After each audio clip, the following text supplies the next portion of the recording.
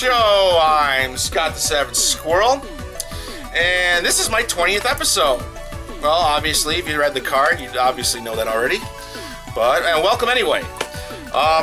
First of all, I'd like to say congratulations to the Angry Video Game Nerd on his 10-year anniversary and his subscribership reaching over 2 million subscribers. So, after that being said, I finally got off my ass and downloaded Steam so I can play the new video game based off of our favorite Angry Nerd. So, fuck it, let's go check it out.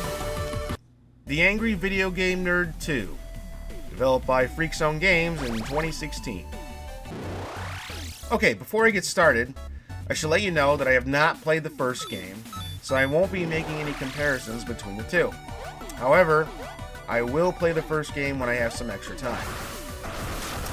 I should also mention that I was originally going to review Mighty No. 9 for my 20th episode, but because the game sucks so bad, I decided to review this one instead.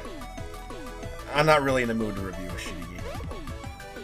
Alright, once again, there's no need for me to go over the controls, because they are easy enough to figure out right off the bat.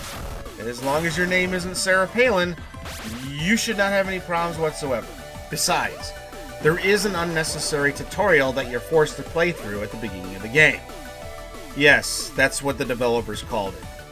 Anyway, the game is your basic run-and-gun side-scrolling platform. The object of the game is very straightforward. Our angry friend, the AVGN, is off to save the world after it has been turned into a shitty video game, and in the process try to recover his stolen property. He must collect all the pieces of the Sex Force. You know, instead of the Triforce. Haha, yeah, I get it. Yes. Once he retrieves the first piece after a short battle with the Nostalgia Critic, the game's quote-unquote Proto-Man, he'll travel to 5 different worlds to gather the other 5 pieces before being able to gain access to the final tower. The 5 worlds include Browntown, Fort James, Area 52, Nerd Gaiden, and my personal favorite, Monster Madness. Now, I know I'm preaching to the choir here because most of you AVGN fans out there don't need to hear about this game from me because chances are you've already either played the game or watched James and Mike play it on their Cinemassacre channel. However, there are people out there that have never heard of AVGN or any of the other videos that Cinemassacre has put out on YouTube over the last 10 years. So, I at least recommend to them to check out a few AVGN, Monster Madness, and Board James episodes so they'll at least understand some of the game's inside jokes if they decide to play the game. Shit, I'm still trying to figure out the backstory for Shit Pickle. I don't know. Maybe it's some kind of like new Pokemon, or maybe it has something to do with the Pickle Fucker character from Clerks 2. I'll bet you're the only guy in the world who still remembers that. Maybe. Shit pickle, shit pickle, shit pickle, shit. Sorry, I can't stop imitating that fucking thing. Shit pickle, shit pickle, shit pickle. Okay, moving on. Alright, I myself only discovered AVGN about 2 years ago. In fact, he was one of the main inspirations for my own YouTube show. Before that, I would just get bored, get completely wasted in the garage, and do stupid shit like this. This is Scott, and this is Jackass.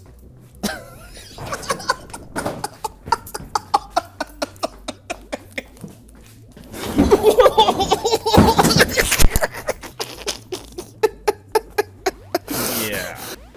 Okay, enough rambling. Let's get back to the game, shall we? In this game, our hero will have to face off with many enemies who will stop at nothing to keep him from saving the world from its pixelated nightmare. Some of these fucktards include sewer-dwelling battle frogs, a giant angry bucket of balls, a robot kitty cat, a knife-wielding psychopath, some scorpion thing, a giant alligator, Donald Trump, and then there's this guy. Well, I guess that's one way to deal with hemorrhoids. Anyway, the game is a bit on the hard side, but at least the programmers were generous enough to provide the player with plenty of lives, weapons, and power-ups to help the nerd with his overall mission. Not to mention they conveniently put the checkpoints close together to keep the gameplay more fun and less frustrating. Yeah, the game can be frustrating at times, but you know what? It'll never be Adventure Island frustrating. The game also allows players to return to stages that they've previously beaten so that they can acquire items that they may have missed during an earlier playthrough. Items such as this power glove that'll give the nerd a new ability. Ah, fuck. Well, I'll just have to go back and get it later. Now, there are other additional items like it that the nerd can equip, but they are not necessary in order to beat the game.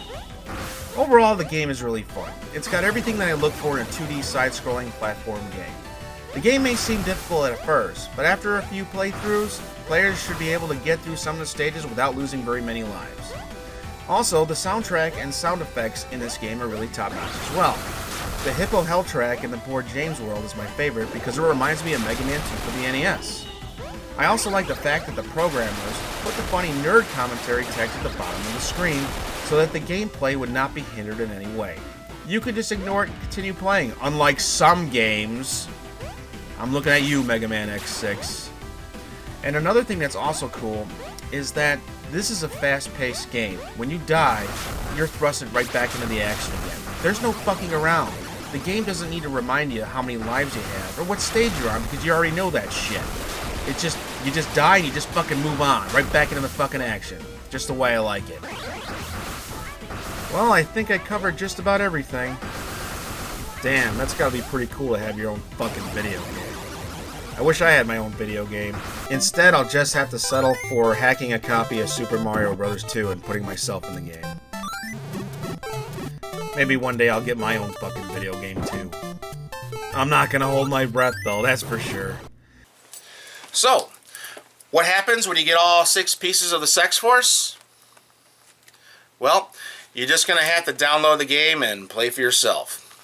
It's available on Steam, and it only cost me about $13, $14. So, I highly recommend it. Anyway, that's all I have for today's show, so till next time, Savage Squirrel, signing out.